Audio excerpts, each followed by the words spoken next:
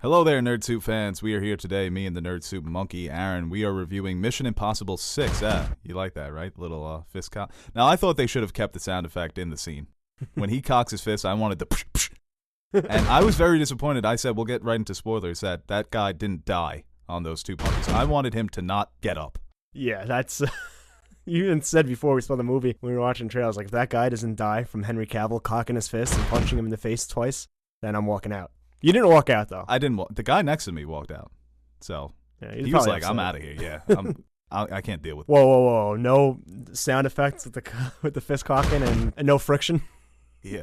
Get down with the frick. Well, that's a good trailer song. Yeah. But we'll get right into it. Wow. One of the best action franchises. You can make the argument of the last 10 years of all time. Maybe 6 films. It's absolutely incredible what this franchise has done. The trajectory, too. I mean, keeps getting better. It keeps outdoing itself. Yeah, it's insane. Which usually for action franchises, it starts off hot and then it teeters down. And yeah, the first one is very 90s. It's a 90s action spy thriller, and it's very of the time. But to think where the franchise is now, when you look back on that first film, it has no business being this good. It really has no business being this good. I can't. This guy Tom Cruise is 56. He's 56 years old. 56 years old. It's incredible. He does all of his own stunts.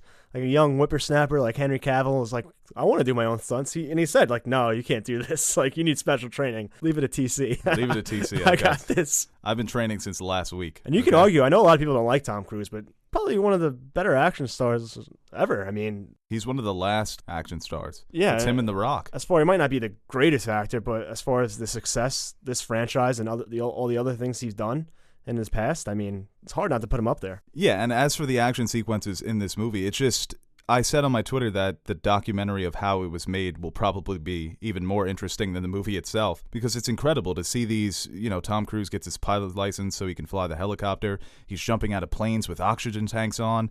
The car chase scenes, everything, the use of practical effects, it makes everything just feel so much more real. You actually feel like these characters are in danger in these situations, and it's just refreshing in this day and age when so many movies just go for CGI over practical because it costs less and it's probably easier to do. But just credit to this franchise. Yeah, it's amazing. Especially one of my favorite sequences was the car chase with the motorcycle, and they're going in opposing traffic, and it's just the shots in that scene alone. Oh, and yeah. He's weaving out, and they're showing the cars going whooshing by. Go, That was one of the better shot car chase scenes I've seen in a while. And just overall, this was one of the best car chase scenes I've seen. Yeah, and the franchise, the tone of the franchise, we make fun of it because they always go back to the masks ripping off of their faces, and even in this one, I fucking love it. They got a little meta with it. They own it, man. It's that, just all like the convenient gadgets they have. Yeah, everything is so convenient. It's so great, though. I mean, they know what it is, and they haven't strayed away from it. Because I figured when I was rewatching them, I'm like, how do they not stray away from the mask? And they try to do in I think 4 when it doesn't work. Yes, yeah. But then 5, they go back to it when they. It kind of happens again in this one. Yeah, but then I love it too. Wolf Blitzer, man. That opening sequence was amazing, because when I first saw it, the news that they failed, that these nuclear weapons went off in these 3 cities, I thought, oh wow, they're going dark. They're subverting cliches here, where they actually failed and a cataclysmic event happened. I kind of picked up on it as the scene progressed, but I thought Wolf Blitzer was down with the cause. I thought they had him on retainer. Yeah. Like this is what I do on the low when I'm not reporting on CNN. Yeah. Put a new definition of fake news, though, huh? Yeah, well, they strike a great balance between the old spy movie cliches and the real world grit and parallels that they have, where terrorist groups and countries and the black market, it feels real, but it's still ridiculous. It's a nice balance between those old Bond movies, and I don't know, you can make a case. Ethan Hunt might be better than Bond. Ethan Hunt is a full-out he's a legend. This guy should have statues in this universe in America. He should be like God. How many times has this guy saved the world? He's always saving the world. And his wife knew it too. She's like, listen, we can't be together because you're basically God. Yeah. And you need to protect everybody. It's like the Tom Brady of America. I hate Tom Brady, though. Yeah, what? How is he like the Tom? I was thinking more Lance Armstrong. Ooh, Lance Armstrong cheated, though. Ethan Hunt respects the game. He wouldn't. So what did you think about the supporting cast in this one? Because I saw some people complain that they didn't have much to do, but I thought, compared to their roles, specifically Simon Pegg, and they brought back Ving Rhames in the last one, I thought their roles were serviceable. Yeah, well, Rames has been a consistent throughout the franchise. Yeah, he's 'Cause an they OG. kind of, from movie to movie, he always has a new cast of crew that he's working with. Ving Rhames is the constant. And starting with Ghost Protocol, they kind of had a more consistent supporting cast. Yeah, that was Simon Pegg's first movie. I think he was in 3 at the end. Was he in 3? Okay. I think he was a small part in 3. Right. Well, that was the first time he was a main character. Yes. And he's great. Yeah, he's a nice comic relief, and he's Simon Pegg. He's great in pretty much everything. I think the standout, though, is Rebecca Ferguson. I love her character. Yeah, 2 movies in a row. And I said before, if Tom Cruise ever's like, oh, wait, hold up, I'm 58, 60 years old, maybe I shouldn't be putting my more body realistic. through that. Well, I'm 75 now, Yeah. so maybe I shouldn't be doing I'll this. step back. I think she can be a great spinoff to lead the franchise. Oh, yeah, she's so great. And I'm surprised she hasn't gotten more roles. I was rooting for her to be cast as Captain Marvel in the Captain Marvel movie. But she was great in 5, stole the show in that movie. The scene that I always think of is the opera scene, when she's got the yellow dress and she's sniping out, and the kicks and the moves and the versatility that she has as an action star. I wonder if she does her own stunts. But yeah, she's great. And Sean Harris as the villain, Solomon Lane. Yeah. This is another guy. Why isn't he in more movies? That voice where this is going to be the fallout of all your good intentions. They have a great relationship, those two characters. They do have a great relationship. That's one of the main focuses on both films.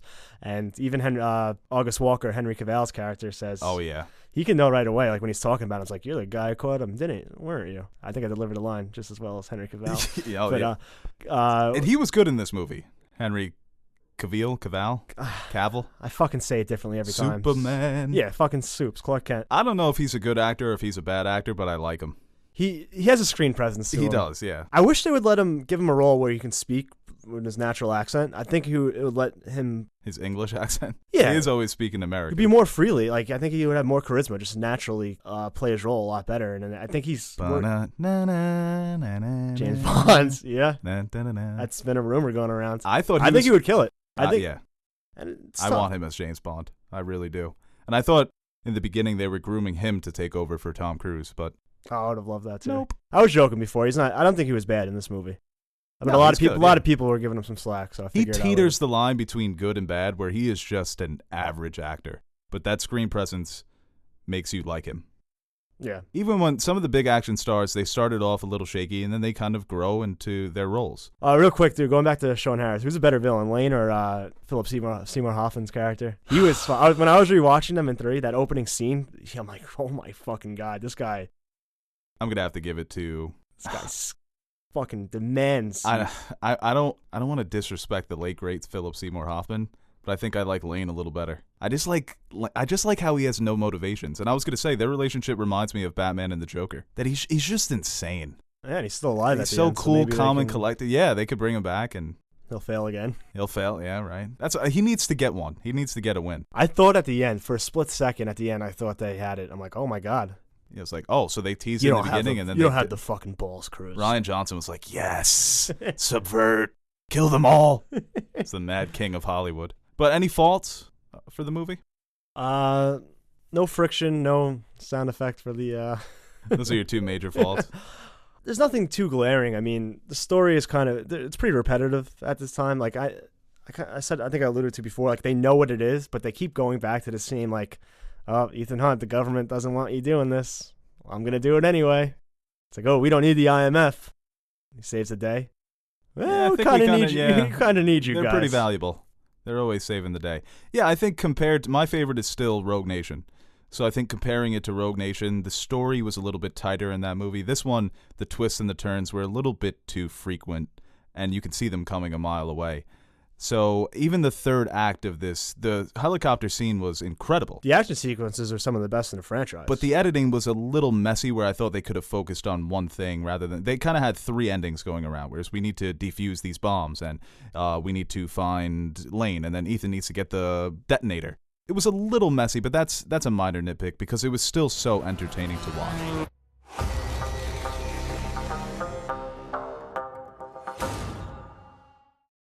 I mean, you could say it's a little long, but I would say it's definitely one of the better films I've seen this year already.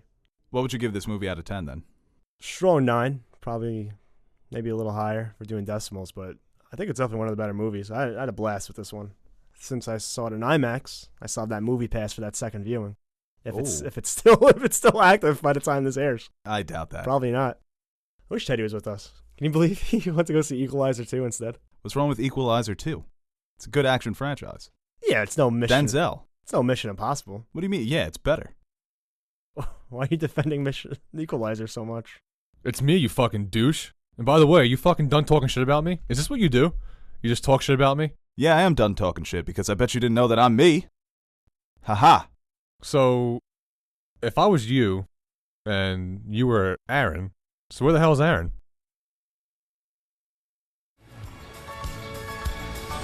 I want to make some memories. This dress might look very pretty on... You really don't know me at all, do you? You are the dancing queen. Son ain't only 17.